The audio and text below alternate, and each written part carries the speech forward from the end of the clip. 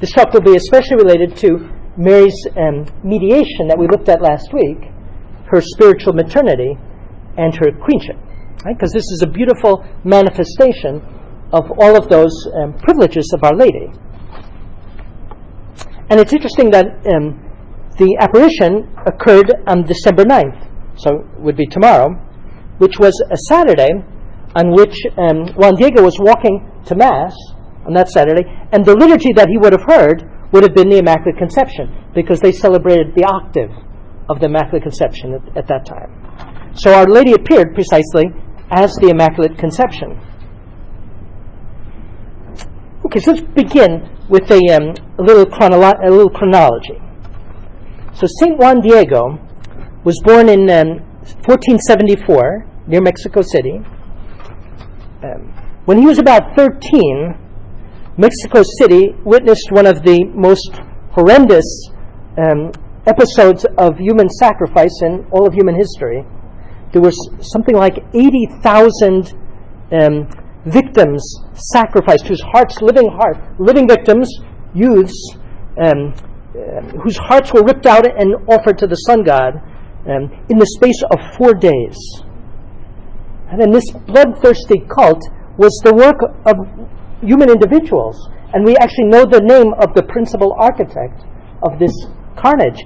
I don't know how to pronounce it, Tlacaelel, who was the power behind Montezuma's throne, the power behind the Aztec Empire. And he was the one who built up this system of human sacrifices to cement the Aztec Empire. So Juan Diego would have witnessed this when he was a young man. Here you see the temples that, this is the temple in Mexico City that was inaugurated on that day with the 80,000 victims. Okay. Juan Diego would have also witnessed the arrival of Cortez, much later, in 1519, his complete victory in 1521, chaos and, unfortunately, terrible corruption in the decade that followed as the Aztec Empire had collapsed and the Spaniards had taken power, and some very unscrupulous people took control of the colonial government and were selling the Indians into slavery. Many of them, something like 10,000. So Juan Diego would have witnessed that. And then he would have witnessed the arrival of the first missionaries in 1524. And among them, there were 24 Franciscans who came. And his village was one of the first villages to be evangelized in the New World by the Franciscan friars. And he lived on the shore of Mexico City. His name was meant in Aztec, in Nahuatl, he who talks like an eagle. And he was a poor man, a maker of reed mats. That was his profession. And so he was baptized together with his wife in 1524, that first year that the missionaries arrived. So he was baptized right away. He took the name Juan Diego. And at that time he would have been 50 years old.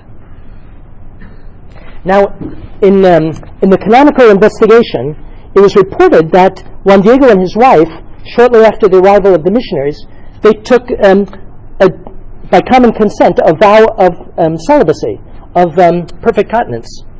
And then his wife died 2 years later. Apparently, the reason why they did this was they heard a sermon on the beauty of virginity and voluntary continence, even among married people, and they decided to embrace this in honor of Mary and Joseph.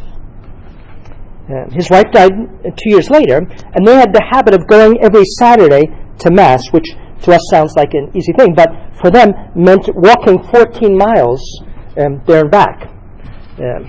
And so that was a very heroic resolve. And he continued that practice after the death of his wife, and that's what he was doing when Our Lady appeared to him on December 9th, 1531. And she appeared to him precisely on a place on a hill that was dedicated to the mother god of the Aztecs, Tonantzin. So even the place where she had appeared had a meaning, because she's showing that she's the true mother of God. Okay, let's look at another protagonist, the bishop, whose name was Zumárraga. And he arrived in 1528, 3 years before the apparitions. And he was the one that Our Lady sent Juan Diego to get the approval to build her shrine. And he was a very good man. He was appointed by the emperor to be the protector of the Indians. Now, the Indians were being sold into slavery. He came and he stood up for their rights, and with terrible conflict and with courage. Okay, the best way, I think, to introduce Our Lady of Guadalupe is simply to read the earliest account. Now, some of you have already heard this, and we talked about it a couple years ago in our first lecture series, but it's worth hearing over and over again. It's called Nican Mopohua, and it was written in the Aztec language, Nahuatl, in the middle of the 16th century, so about 15 years after the apparition, and probably still during the lifetime of Juan Diego and the other key figures, the bishop, Zumárraga. Right? And so the fact that it was written during their lifetime is very important because it's a key eyewitness account. And it was written by a man who was a member of the Aztec dynasty, but also had been educated by the Spaniards and was expert in Nahuatl and Spanish. And this apparently is one of the greatest works in the Aztec language, this account of Our Lady of Guadalupe. Okay. There's actually a copy of this account from the mid-16th century in the New York Public Library. Okay, so I'll just read from it, if you don't mind. It's very charming, because you'll see it has the style of the Aztecs. Here's the account, in its proper order, of how quite recently, miraculously, there appeared the perfect Virgin, Holy Mary, Mother of God, our Queen, at the Tepeyac Hill, known as Guadalupe. First, she allowed herself to be seen by a little Indian by the name of Juan Diego, and then her precious image appeared before the recently elected Bishop Don Juan de Zumárraga. 10 years after the conquest of the city of Mexico, when all the arrows and shields had been laid aside, when there was peace everywhere among the peoples, it's like the beginning of Luke's gospel. How Luke situates the event of the incarnation. Well, that's what this author, he's situating the event of Mary's apparition. No, and it was a time of chaos, it's true, but there was peace after the 10 years after the conquest. Faith began to sprout and put forth green shoots, opening up to the knowledge of Him through whom one lives, the true God. In that year, 1531, within a few days of the month of December, a little Indian, a poor man of the people named Juan Diego, lived. It was Saturday very early at dawn. He was going in search of God and His commandments. He was going to Mass. As he approached the small hill called Tepeyac, as the day was already breaking, he heard singing from the small hill, like the song of many fine birds. When their voices ceased, it seemed as if the hill answered with songs even more gentle. He stopped to look around. He said, "Am I worthy of what I hear? Perhaps I'm only dreaming it. Perhaps I'm only seeing it as in a dream. Where am I? Where do I find myself? Could this be the place our ancestors spoke about? The land of flowers? Could this be the heavenly land?" He stood looking up towards the top of the hill, from the side where the sun rises, from where the beautiful celestial song came. When the song suddenly ceased, when it could no longer be heard, then he began to hear someone calling him from the top of the hill, "Juanito, Juan Dieguito," right? Little Juan. Then he dared to go where he was being called. Nothing troubled his heart. He was not anxious about anything. Rather, he felt extremely joyous and happy. He made his way up to the small hill to see where he was being called. When he came to the summit of a little hill, a maiden was standing there. When she saw him, she told him to come closer. When he arrived in front of her, he was filled with awe and admiration by her splendor. Her dress shone like the sun, as if it were gleaming, and the stone, the rock on which she was standing, seemed to be sending forth beams of light. No, it was like what appeared on his tomb later. That's how she appeared to him. Even the bushes, the cactus, and the other scrubby plants looked like emeralds. He prostrated himself in her presence, listening to her voice and her words, which were full of praise, very affable, as those of someone who wished to attract him and esteemed him highly. And what a beautiful impression that Our Lady gave to him. She said, "Listen, my son, little one, Juanito, where are you going?" And he answered, "My lady, queen, my little child, I'm going to your little house of Mexico." He understood. No, it's not clear how he understood, but he understood who she was. To follow the things of God which are given and taught to us by those who are the images of our Lord, our priests. And then she spoke to him and made known her precious will. She told him, "Know for certain, my son, the smallest one, that I am the perfect and ever-virgin Holy Mary, Mother of the true God, through whom everything lives, the Creator of mankind, the Lord of what is near and beyond, the Lord of heaven and earth." And so what a beautiful introduction. She says that she is the perfect and ever-virgin Mother of God. Right? And that's her, the key from which every other privilege of Our Lady flows, that she's the Mother of God. And precisely that God whom she came to Mexico to evangelize the Aztecs. And she continues, "I ardently desire that here they build me my sacred little house." Now, and this is so typical of Our Lady. Everywhere she goes, she asks that churches be made, and dedicated to her, so that her Son be worshipped in them. And then she goes on, "Where I will," and she makes that clear, that she wants a church built in her honor, "where I will show him, I will exalt him, and make him manifest, where I will offer him to all the people with all my love, my compassionate gaze, my help, my salvation." And so Mary asks for a church in which she can show her maternal love precisely by bringing Christ to the Americas. Bring her Son.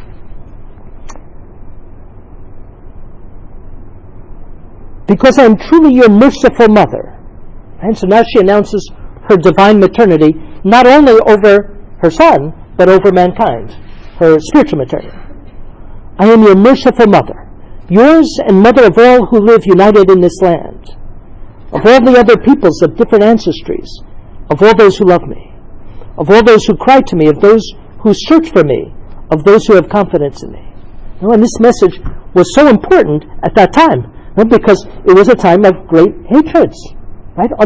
Hatreds that it's hard for us to imagine. Right? The Aztec Empire just fallen, and as many Aztecs being sold into slavery by the Spaniards, and there were tremendous resentments among the Indians to the Spaniards, and hatreds likewise,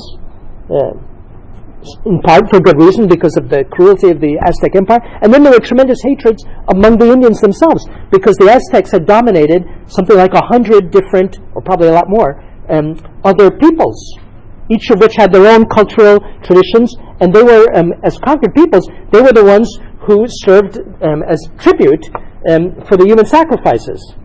And so there was hatred on all sides. And so our mother comes proclaiming that she's the mother of all the peoples who live united in the land. Of all other peoples of different ancestries, of all those who love me, of those who cry to me, of those who search for me. Right? It's very much, it reminds us of Exodus chapter 3, when God hears the cry of the Israelites in Egypt.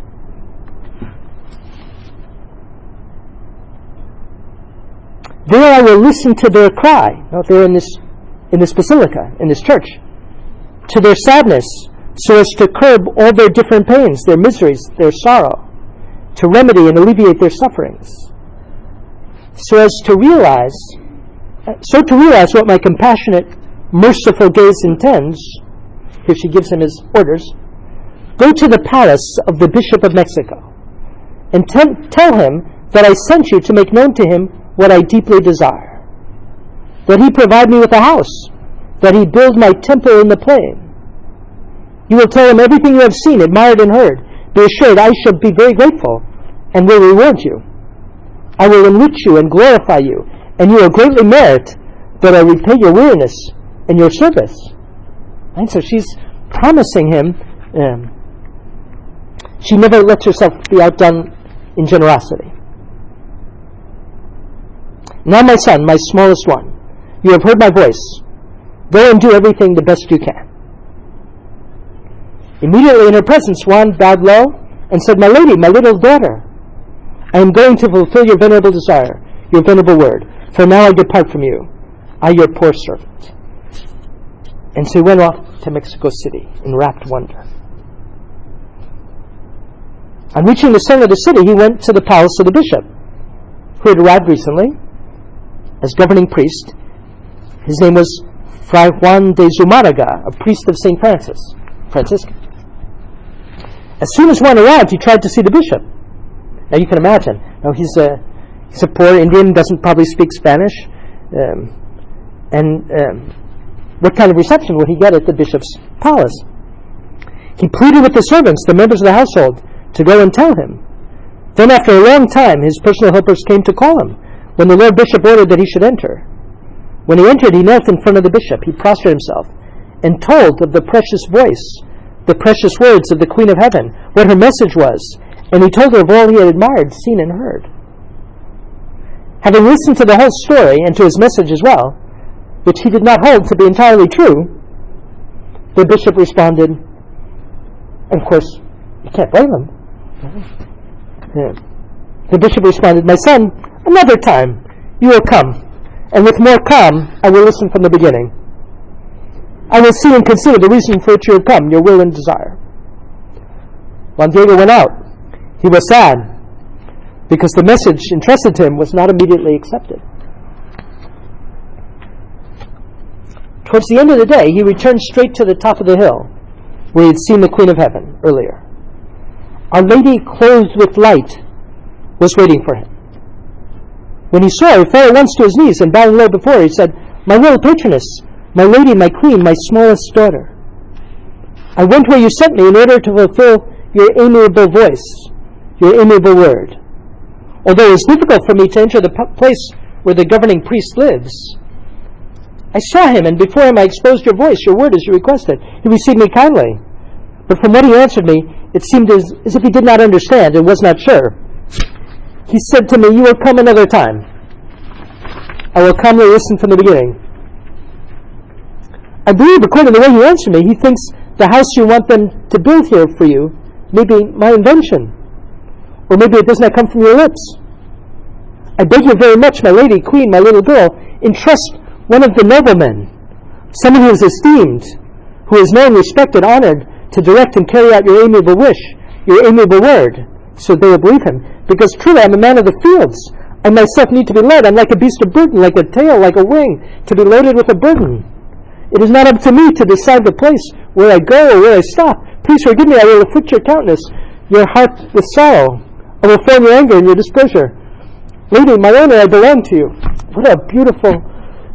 it's like Moses. No, when God appeared to Moses in the burning bush, Moses said, I'm a stutterer. You have to find somebody else. No, someone who can speak well. And so, like God the Father, Our Lady answered Juan Diego, No, I want you. So she says, Listen, the smallest of my sons, be assured that those who serve me, my messengers, entrusted to carry my voice, my word, to accomplish my will, are not few in number. Like she's got all the angels. She's queen of the angels. She could have sent Gabriel or whoever. But it is very necessary that you personally go and request that my wish, my will be realized, be carried out through your intercession. I beg you earnestly, youngest son of mine, and solemnly do command you that once again tomorrow you go to see the bishop. For my part, let him know, let him hear my wish, my will, so that he will build the temple that I ask. So once again tell him that it is I personally, the ever-Virgin Holy Mary, the Mother of God, who is sending you. And again, how beautiful. And Juan Diego here is an image of each one of us. Right? Each one of us has a mission that God wants us personally to fulfill, and no one can take our place. Right? God needs the mission of every member of His church. And so Juan Diego answered, "My lady, queen, my little girl, don't let me cause any pain in your face or in your heart. With great pleasure I will go to carry your voice, your word. Nothing will stop me, nor will I find the road too hard. I shall go to carry out your will, but maybe I shall not be heard. And if I am heard, maybe I shall not be believed. Tomorrow evening when the sun sets, I shall return to tell your word, your voice, what the governing priest will have answered me. I now say farewell to you, smallest, my daughters, young one, my lady, my little child. Rest a little while." Then he also went to his own house to rest. On the next day, Sunday, when it was still night, so imagine, it's a difficult thing. She's asked him, he's gone, he's been disbelieved. The bishop said, "Another time we're here," and she tells him to go back the next day, which is Sunday. So he's going to somehow get an audience with the bishop on Sunday. So he goes there very early. He left his house. He went straight to the church. Right. So first he went to the church to learn the ways of God and be counted on the list. He went to the Mass, the Sunday Mass, and apparently they had a list there to check to see which of the Indians were actually attending the Sunday Mass. He heard Mass, had been counted on the list, and the people dispersed. He then went to the palace of the Lord Bishop. As soon as he arrived, he did everything he could to see the bishop. Only after a lot of effort did he see him again. He knelt at the bishop's feet. He cried. He became sad as he spoke, as he explained the word, the mission, the voice of the Queen of Heaven. He hoped that his mission would be believed, that the will of the perfect Virgin to build her little sacred house where she said where she wanted it. The governing bishop asked him very many things. He questioned him to discover where he had seen her, what she looked like. He told the Lord Bishop absolutely everything. Although he declared absolutely everything, and in each thing the bishop saw, admired with all clarity, that she was the perfect Virgin, the kind, wonderful Mother of our Savior, our Lord Jesus Christ. Nothing, however, came of it. The bishop said it could not be by Juan Diego's word alone that his petition would be done. Some other sign was very necessary before it could be believed that he had been sent by the Queen of Heaven in person. Well, as soon as Juan Diego heard that, he said, "Lord Governor, consider what sign you like. I shall now go to ask you where the Queen of Heaven has sent me." Right? What perfect confidence. The bishop, having seen that Juan Diego confirmed everything, that he never hesitated, nor showed any doubt, dismissed him. As soon as he had left, the bishop sent some of the members of his household, in whom he had complete confidence, to follow him, to observe where he went, whom he saw, with whom he spoke. In other words, to spy on him. And thus it was done. Juan Diego went out. He just followed the road. Those who followed him lost sight of him at the very end of the causeway, near the wooden bridge. Although they looked everywhere, they couldn't find him. So they went back, not only because they were greatly upset with that, but also because they could not fulfill their attempt, and that made them angry. And so they went to relate to the Lord Bishop, to put into his head that he should not believe him, that he was telling nothing but lies, that he invented what he had told the bishop, or had only dreamed or imagined what he had said and what he had asked. And then they determined that if once again he were to return, they would lay hands on him and punish him severely, so they would not again tell lies and cause trouble. As typical of the great apparitions of Our Lady. You know, the same thing happened to St. Bernadette and the visionaries of Fatima. In the meantime, Juan Diego was with the Blessed Virgin, telling her the answer he brought from the bishop. When she heard it, the lady said, "Well done, my little son. You will return here tomorrow, so that you may take the bishop the sign that he has asked for. With that, he will believe you, and he will not doubt this any longer, nor distrust you. Know, little son, that I will repay you for the trouble, the labor, and the weariness that I have caused you. There, now go, for tomorrow I will wait for you here." The next day, Monday, the day when Juan Diego should have taken a sign to be believed, he did not return. Because when he returned to his house, his sick uncle, Juan Bernardino, was now very bad. Although Juan Diego went for the doctor and did what he could, it was too late. He was very gravely ill. When night came, on that Monday, his uncle begged him, even though it was not yet dawn and still dark, to go to Tlatelolco, that's the parish, to fetch a priest who would hear his confession and who would prepare him for death. He was sure that this was the time, this was the place to die. because he would never get up again. He would not be cured. So on Tuesday, when it was still very much night, there from his house came Juan Diego to call a priest from Tlatelolco. When he had reached the foot of the little hill, where the sierra ends, where the path emerges on the side where the sun sets, where he'd come before, he said to himself, well, if I follow the path straight ahead, the lady might see me, and surely she will detain me as she has done before, that I may take the sign to the ecclesiastical governor, as she commanded me. First, let her allow us to deal with our own troubles. Let me first quickly call the religious priest that my uncle is waiting for so anxiously. So typical of all of us.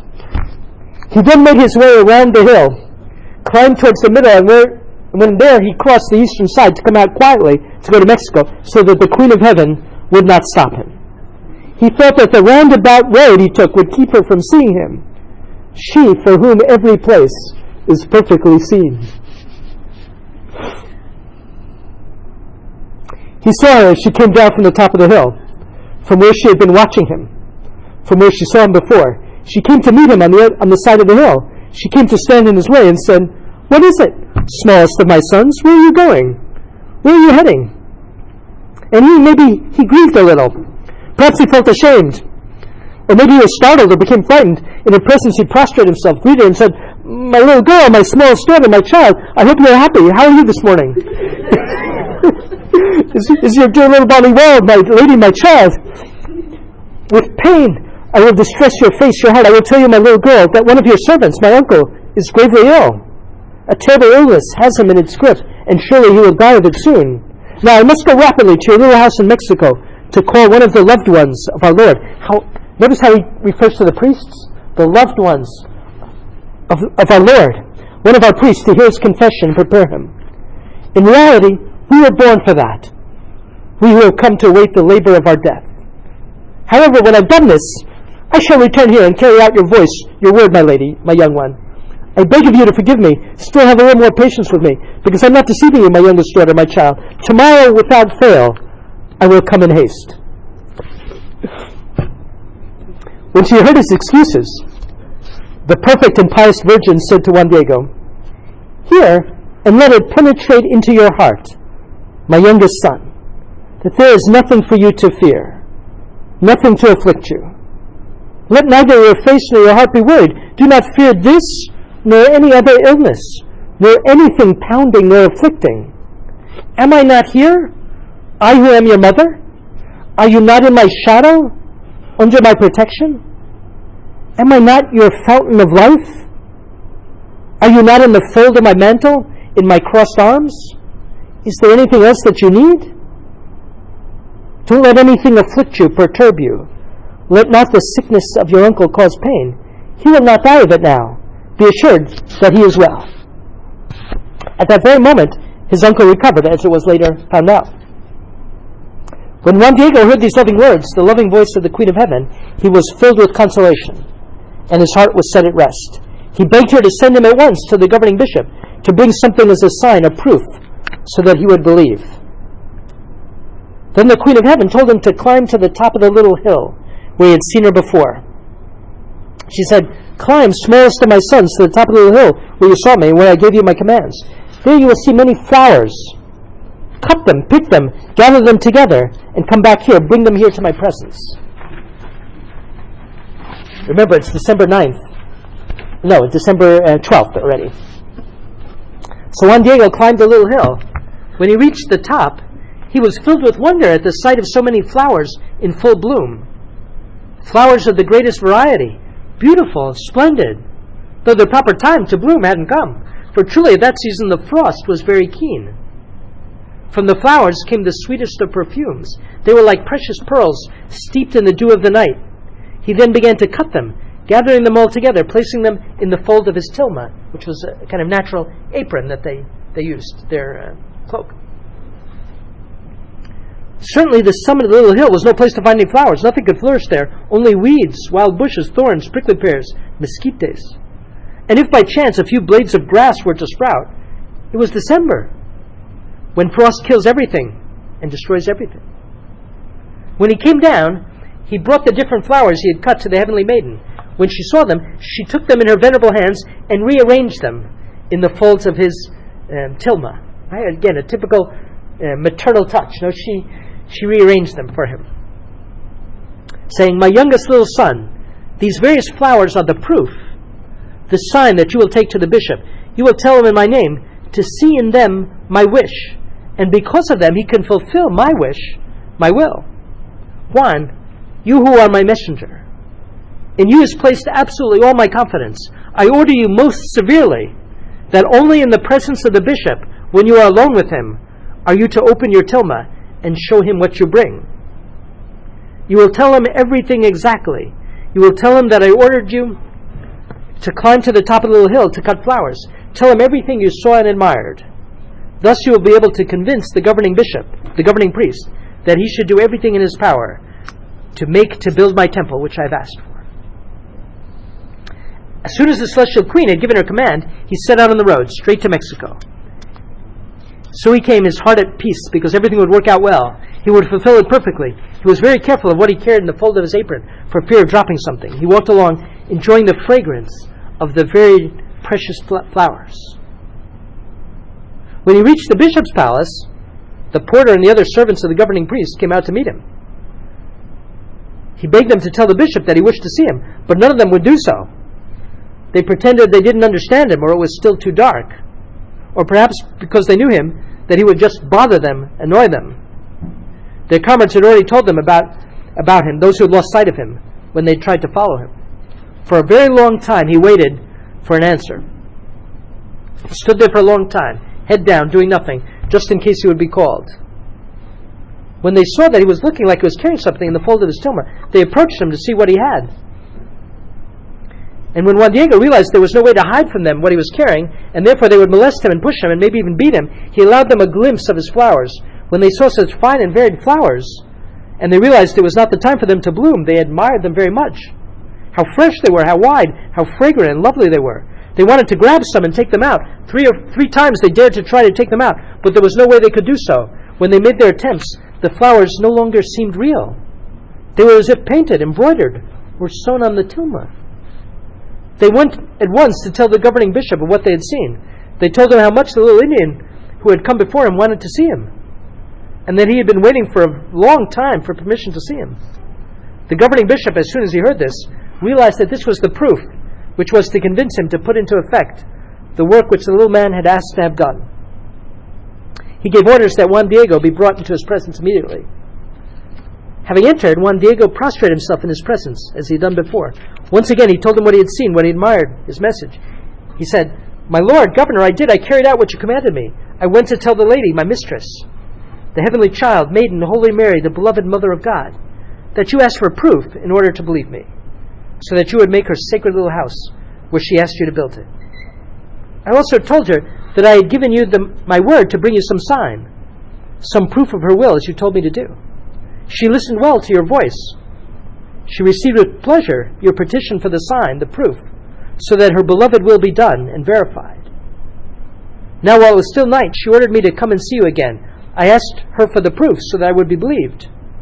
She sent me to the top of the little hill, where I had already seen her, to cut their various roses of Castile. And when I cut them, I took them down to her, and she took them in her holy hands, and once again she put them in the fold of my tilma, so that I would bring them to you and give them to you personally." And he goes on to say, it wasn't time for flowers, etc. "Do me the favor of receiving them." Then Juan Diego unfolded his white tilma, in which fold she had put the flowers, so that all the varied precious flowers fell to the floor. Then there appeared the sign before their very eyes, the beloved image of the perfect Virgin, Holy Mary, Mother of God, in the form and figure that can be seen now, where it is still preserved in her beloved little house, in her sacred little house in Tepeyac, called Guadalupe. So that was the miracle. As soon as the governing bishop and all who were there saw her, they fell to their knees, admiring her very much. They stood up to see her, becoming sad and grieving, their hearts and thoughts in suspense. The governing bishop was in tears. Sadly, he begged her forgiveness for not having by then fulfilled her will, her venerable voice and her venerable word. When he stood up, he untied the tilma of Juan Diego where it was knotted at his neck, and on which she appeared, on which the celestial queen was converted into a sign. He then took the tilma and placed it in his oratory. Juan Diego spent the day in the house of the bishop, who would not let him go. The next day the bishop said, "Come, bring me to where the Queen of Heaven wants us to build her temple." Immediately some people came forward, eager to offer their services to build the little house, the little temple. As soon as Juan Diego had showed where the Lady of Heaven had ordered her sacred little house to be built, he asked for permission to be excused. He wanted to go to his house to see his uncle, Juan Bernardino, who had been so ill when he left. But they did not let him go alone. They accompanied him to his house. And when they arrived there, they saw his uncle already cured, totally free of pain. And he, on his part, admired very much the way his nephew was accompanied and honored. He asked his nephew what was happening, why they were honoring him so much. Juan explained that when he left to get the priest, the Lady of Heaven appeared to him in the Tepeyac, and she sent him to Mexico to see the governing bishop so that he would build a house for her in Tepeyac, and that the lady had told him not to be afflicted, that his uncle was happy, and with that he had been greatly consoled. And his uncle replied this was true. In that precise moment he had been healed. He had seen her in exactly the same form as she appeared to his nephew, and she told him also to go to Mexico to see the bishop, and that when he saw him, he would reveal absolutely everything and tell all that he had seen, including the wonderful way in which she had healed him, and that her beloved image would be named the Perfect Virgin, Holy Mary of Guadalupe. So that's the origin of the name. Our Lady didn't reveal it to Juan Diego. She revealed the name to Juan Bernardino, his uncle, when she cured him. Then they brought Juan Bernardino to the presence of the governing bishop, so that he might speak to him to give his testimony. Together with his nephew, the bishop lodged them in his house for some days. Meanwhile, the little sacred house of the Queen Child, Our Lady, was built in the Tepeyac, where she had been seen by Juan Diego. The Lord Bishop removed the image of the beloved Heavenly Child to the main church. He took her beloved image out of his palace, out of his oratory, so that it might be seen and admired by everyone. Absolutely all from the city, without exception, were shaken when they came to see, to admire the precious image. They came to recognize its divine character. They came to offer their prayers. They greatly admired that miraculous way in which she appeared, since absolutely no man of earth had painted her beloved image. And that's absolutely true. No? And we can see that so much more today. And we'll look at the different evidence, why it's absolutely certain that no human being painted that image. And then the account goes on to describe the image. And that's important because it shows us that nothing has changed since that time. The cloak on which the image of the Heavenly Lady miraculously appeared was the garment of Juan Diego. A magui cloak. And that's from the cactus fibers.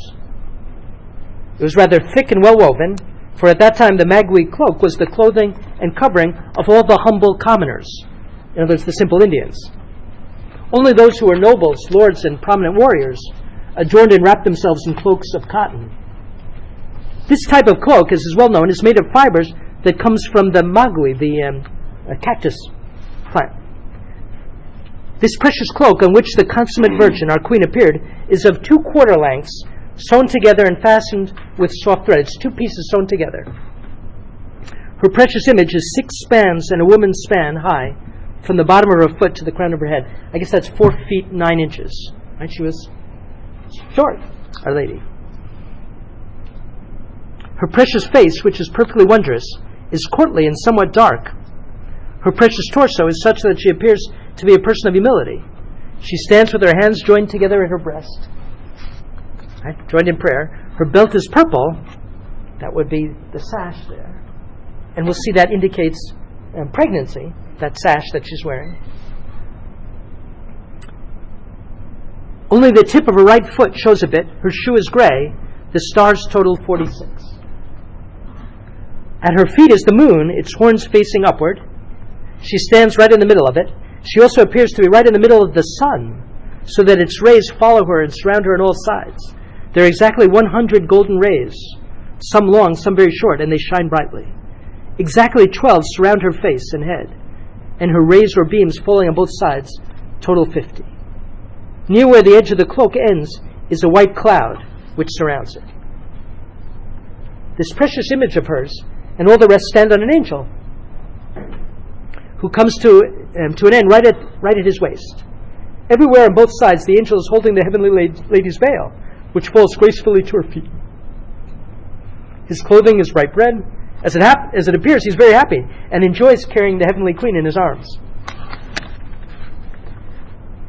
So that's the end of the account.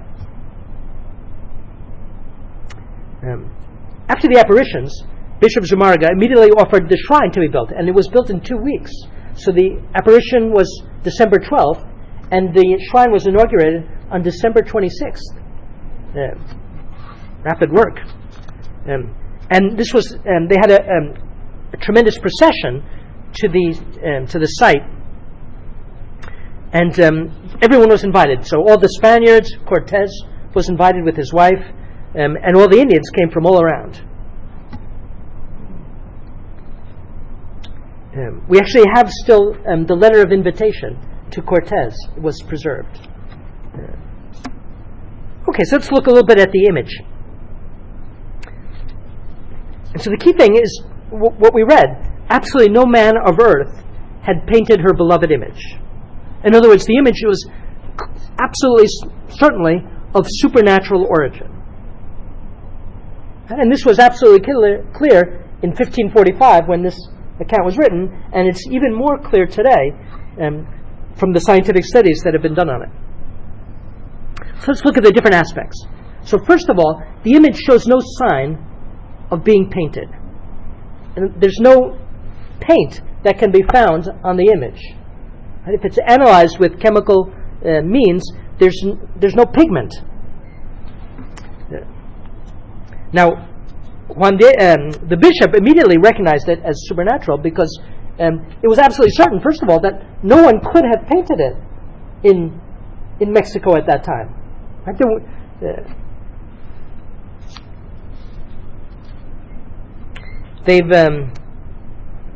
So in 1977, it was examined using infrared photography, and there's no. Whenever a painter makes a painting, he puts down a sketch underneath, right? And then you cover that over with different layers. And even before that, there's a sizing that you have to put on the canvas. Now, this canvas was extraordinarily rough, being cactus fibers. But again, there's no sign of any of that. And some fibers were analyzed by a Nobel Prize winner in Germany at the Kaiser Wilhelm Institute in Heidelberg, and they couldn't find any pigment of any kind, whether natural, vegetable, mineral vegetable, or synthetic, obviously. Okay. And then how can you paint such an exquisite image, for one thing, on such a coarse fiber, even if you had the best artist in the world? But who were the artists in the year 1531 in Mexico City? Right? There weren't any. The Aztecs had an incredibly different style of art, which we'll see in a minute. Can you go back? Go forward, I think it is. Yeah, here you can see the Aztec images. I mean, it's as different as can possibly be imagined. So it couldn't have been by any Aztec artist, nor could it have been by any European artist, for one thing, because there weren't any. But it doesn't even look like any, this is the time of Raphael and Da Vinci. Well, Da Vinci's passed away, Michelangelo's active in Italy, but it doesn't look like that because she appears to be Mexican in her features. There's something, it can't be identified with any particular artistic school or style that the history of art knows about. And yet it's unbelievably beautiful and harmonious.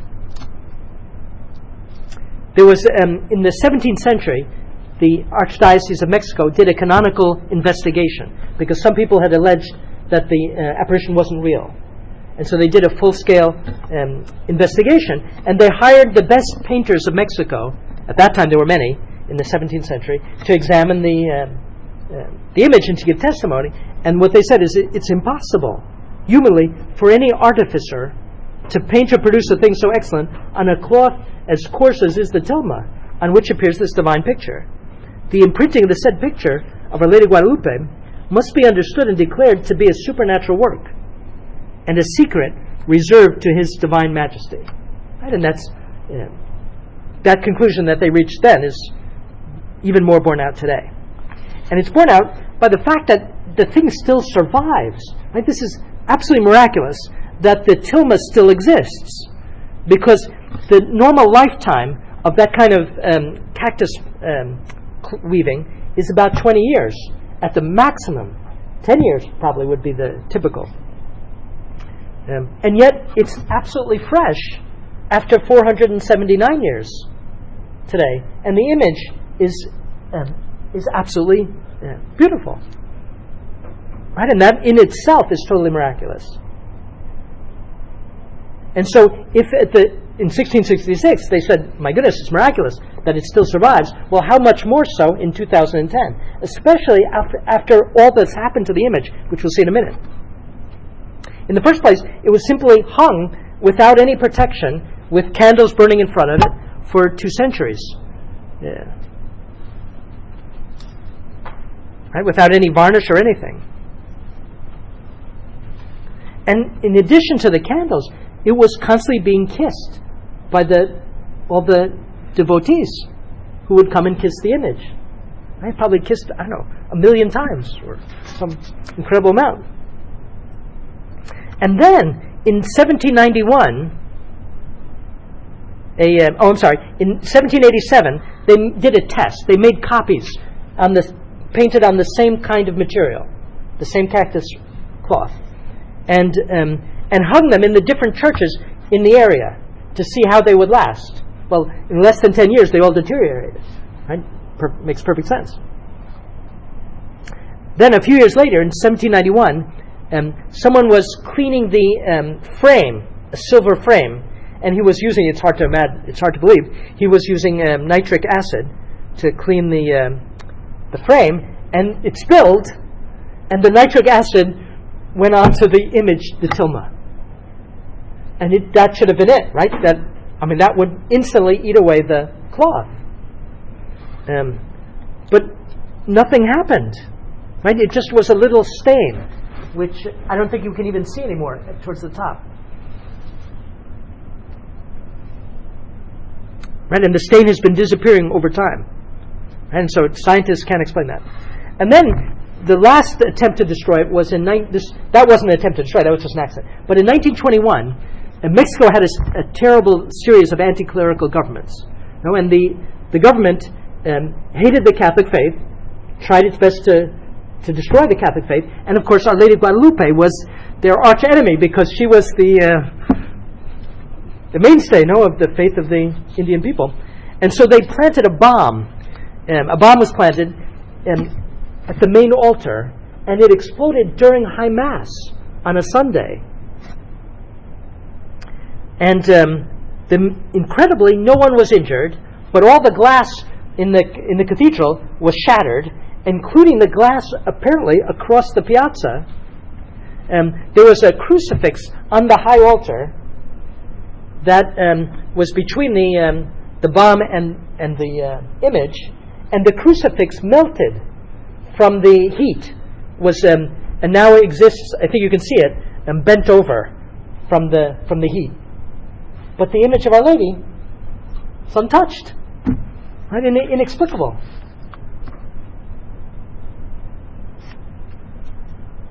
And then finally, simply the beauty of the image. We can't really see it here, but there's a life-size copy in St. Louis that circulates, which is so beautiful. And not just beautiful, it perfectly captures Our Lady. That's the thing. Raphael and Titian and Michelangelo have painted Our Lady, but they never, and you can't, it's not their fault, but they never perfectly capture Our Lady's interior life. But this image does that more than any other. Her downcast eyes, her humility, her absolute recollection, her interiority, maybe find a head. The back one. Back, the other way. Yeah. Right, her recollection, interiority, her simplicity, her merciful love. And then it's all the more striking when we compare them to the Aztec images. Why don't you? The humility seen in her posture of prayer, the modesty of her dress, utterly unlike that of the Indians. And all the artists who have tried to make copies of it all testify to the incomparable beauty of the original and the impossibility of any worthy copy, even using the finest materials. In 1737, a commission of the leading painters made this declaration: "The plan of this holy picture is so singular, so perfectly accomplished, and so manifestly marvelous, we hold it for certain that anyone who has any knowledge whatever of our art must, on seeing it, at once declare it to be a miraculous portrait. Its consummate grace and symmetry, the perfect correspondence of the whole with the parts and the parts with the whole, is a marvel that amazes all who see it." Okay. A copy was made back in the 16th century that was given as a present to Andrea Doria, who was the captain of the fleet of Christendom in the Great Battle of Lepanto. Lepanto was a battle against the Muslim forces, in which Christendom the Muslim forces very well should have won the battle, in which case Italy would have perhaps been overrun by the Ottoman Empire and much of Europe. In any case, we know that battle under the title of Our Lady of the Rosary, because the Pope asked Christians to pray the Rosary for victory. But it's less well known that victory should be attributed to Our Lady of Guadalupe, because Andrea Doria took this copy of Our Lady of Guadalupe that the Archbishop of Mexico had given him and put it in his mast ship, and he attributed the victory to her. What happened was they were being defeated, the Christian forces. The Muslim forces had driven a wedge right through the center of the Christian fleet, and it looked like they were going to be dispersed when this wind came up and sunk most of the Muslim fleet. And the Christians won the day. In any case. Okay, let's look now at the eyes of the Virgin. One of the most incredible things about the painting is, and just in general, in art, eyes are the hardest things to represent, right? Because we see the soul through the eyes. You know? And any artist can tell you that eyes are the most difficult thing. And these eyes can't... Let's go ahead a couple more. Yeah. Here you can see the original and two copies. And you can see how the copies, the eyes look dead. Whereas in the original, I mean, we can't really see her, but there's light in the eyes. They look alive. And eye doctors have looked into the eyes, and they notice that when you put the instruments of an ophthalmologist to look into the eyes onto the image, it's as if you're looking at a real eye. There seems to be refraction taking place, which is what happens when you look at a real eye because of the curvature. But can't possibly happen on a painting because it's flat.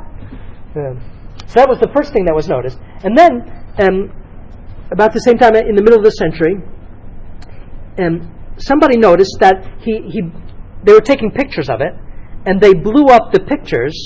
And when he had blown up the picture of Our Lady's eye, he saw an image in it, and you can see that there to the right, to your left.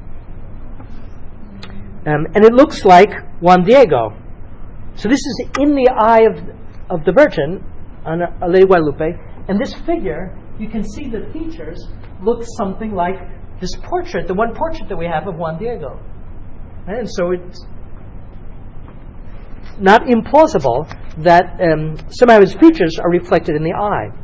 Now that was found by somebody, it wasn't accepted at the time, and somebody else independently verified it, and in 1951, and it was made public in 1955. Now, recently, other people have discovered further figures in the eye. I don't know. It's been claimed that there are 12 or 13 figures there.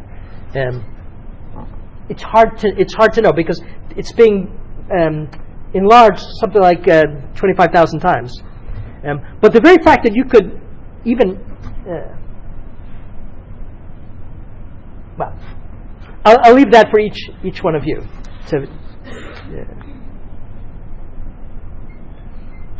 Okay, another interesting thing about the image is the stars. So we've seen there are 46 stars, and I can't verify this. I don't know astronomy and constellations, but it's been claimed that the stars correspond to the constellations that would have been seen at that time from Mexico City. So again, I just throw that out there. I can't prove that it's true or not. Okay, let's look at the symbolism of it, which is the main thing. So Mary appeared. First of all, where she appeared, we saw that she appeared on a hill dedicated to the mother goddess of the Aztecs, and she appears supplanting their mother goddess. No, she appears as the true mother of God. But the key thing is that she speaks Indian, and she speaks to an Indian, and gives this Indian a message to go to the Spanish bishop. In other words, it was an incredible message to the Aztec people, that Our Lady was their mother as much as the mother of the European, and that she entrusted this message to one of them. And that's of incredible importance. Pagan religions always tended to be local and tribal in character. And whenever there was a war, it was a war of the gods. And so the gods of the victorious tribe would supplant those of the... and every people had their own gods who protected them in particular and protected a region in particular.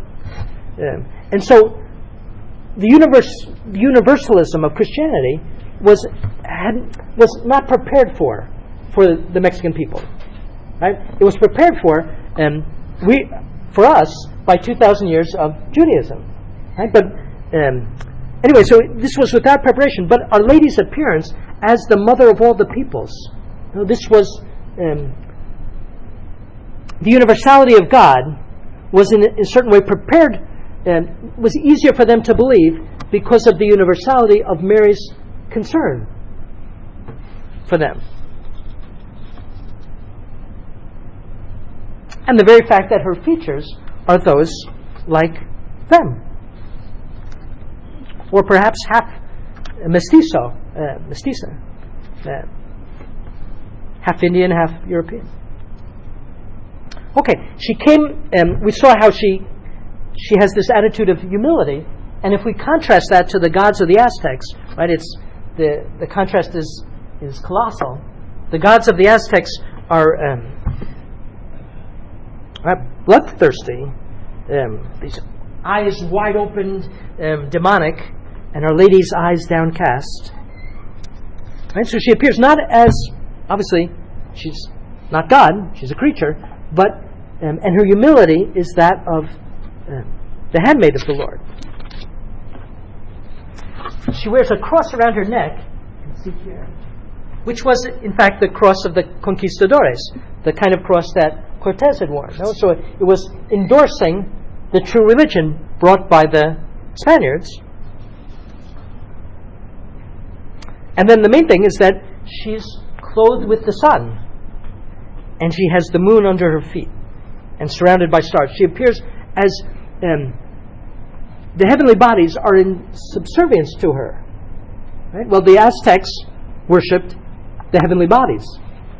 Right? And so she's clearly immeasurably superior to what they worshipped. Right? Because she's clothed with the sun. She stands on the moon. And the moon in particular was an image of the serpent god of the Aztecs. And so Mary's standing on the moon. The moon, for an Aztec, would represent the serpent god. And so Mary supplants that demon. And then finally, the imagery of Our Lady of Guadalupe. Right, we can compare it to the. Here's the goddess of the sun goddess of the sun god of the Aztecs, to whom they were offering the ripped out hearts. Right, and so she's clothed with the sun. Okay, and then Our Lady appears here with the imagery that artists use to depict the Immaculate Conception. It's taken from Revelation 12. Right? We talked about it last week. Revelation 12 has a woman clothed with the sun, with the crown of 12 stars. Well, Mary has 46 stars, with the moon under her feet.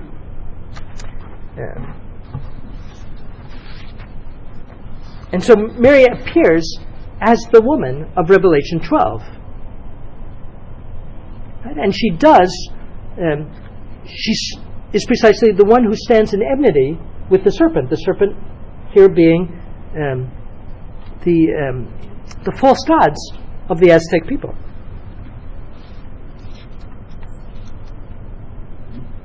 Right? So the dragon isn't represented here, but we can see it symbolized in the moon. And Mary crushed the serpent precisely by introducing Christianity, by bringing Christ to the Americas, just as she had done 1,500 years before, by bringing Christ to the world. And so she realizes here, Mary appears as the new Eve. Right? And the new Eve is from, we've seen it several times, Genesis 3:15, the first prophecy of the Messiah, in which after the original sin, God says to Satan, I will put enmity between you and the woman, your seed and her seed. Now the Vulgate translates it, she shall crush your head, and you shall lie in wait for her heel.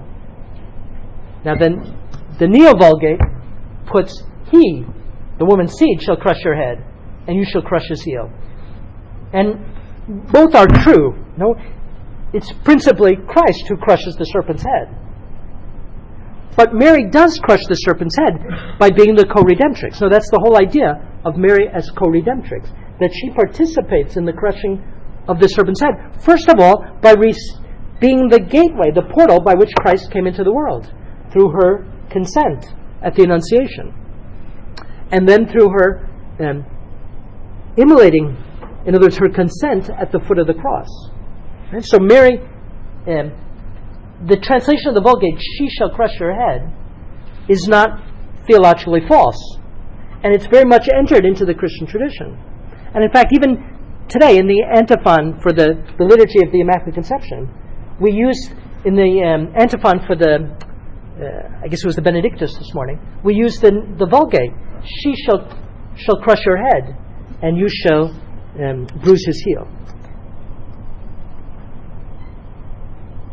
Okay, and so that's how Mary appears, crushing, as it were, the head of the serpent, standing on the moon, and that's what she did, precisely by bringing Christianity to the Americas.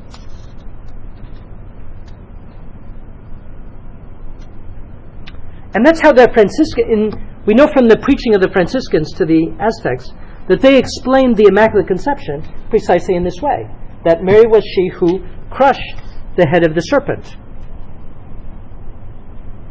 right? Precisely with her co-redemption. Okay, the sash, we said, indicates that she's pregnant. Notice she comes bearing Christ, and bearing Christ precisely to the Americas. In other words, bringing Christ to all the peoples who were to be evangelized. And so she comes as our spiritual mother. She's pregnant with us. Right? She's pregnant with, we could say, Christianity in the Americas.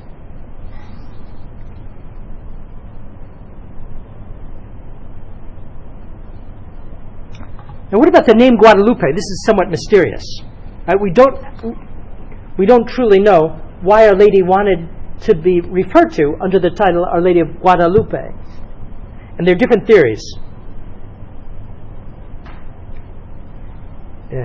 The most obvious explanation is that Guadalupe refers to a shrine in Spain, which was a very well-known shrine. Here you can see the image. It's an interesting story. It was an image of Our Lady that was given by Pope Gregory the Great to the Archbishop of Seville in the year 600. And it was venerated there. And then in the Moorish conquest of Spain, it was hidden, like so many other treasures of art were hidden, and it was lost. And it was discovered fortuitously, or not for, it was discovered providentially by through an apparition of Our Lady to a simple peasant, telling him to dig in a certain place, and he would find this image. This was in 1326, a shepherd, and he found it there. And so it was a shrine was built to it, and it was a great place of pilgrimage in Spain. And all of the conquistadores, people like Cortez and Columbus also, visited that shrine before they set out for the New World.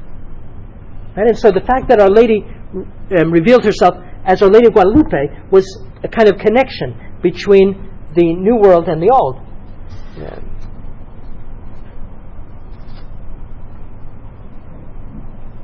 And of course, Juan Bernardino probably would have known nothing about this.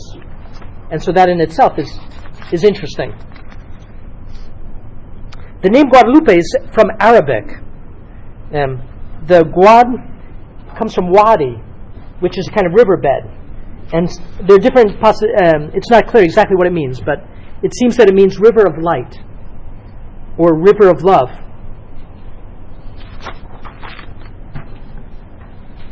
And so we might think that Mary chose that title to bind the two peoples together. She appears to the Indian, but her name has meaning to the Spaniard. Maybe. But other people think, well, it should have had a meaning also to the Indians, the name Guadalupe. And so various things have been proposed.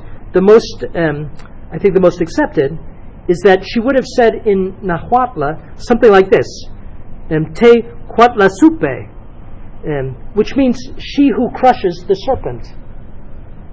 And that would be very fitting, because that's exactly what the image is all about. And not just the image, that's what she did through her miracle, is crush the cult of the serpent in the Americas.